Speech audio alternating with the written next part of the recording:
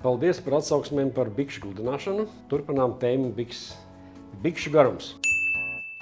Bikšu garums ir atkarīgs no bikšu platuma, jo bikšs šaurāks, jo bikšs arī īsāks. Bet šī gadījumā garums ir ideāls. Bikšu garumu nosaka sekojoši.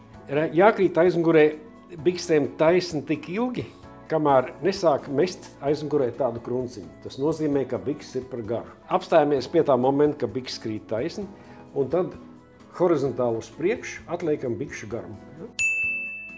Otrs variants – itāļu stils – bikšu garums uz apaviem loferi.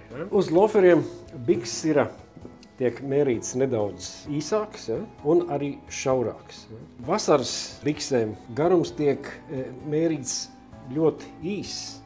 Pilnīgi tik garš tās bikses ir, tā, lai redz kāju cauri.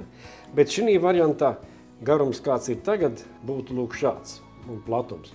Un, protams, atloki, kas itāļiem ļoti patīk. Mēs, kad atnāk pie mums klientu šūt, pasūtīt individuāli bikses, mēs iesakam, ja viņi izvēlās tādu stilu šūt ar atlokiem, kas izskatās ļoti eleganti.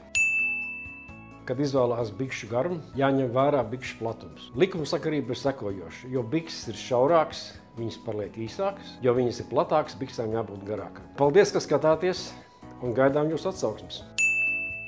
Tad, kad jūs uzvelkat lakātus kurpes kopā ar šortiem un ejat pa ielu, vēlams ielikt kabatā dokumentus, lai vienkārši slimnīcā jūs var uzreiz piereģistrēt.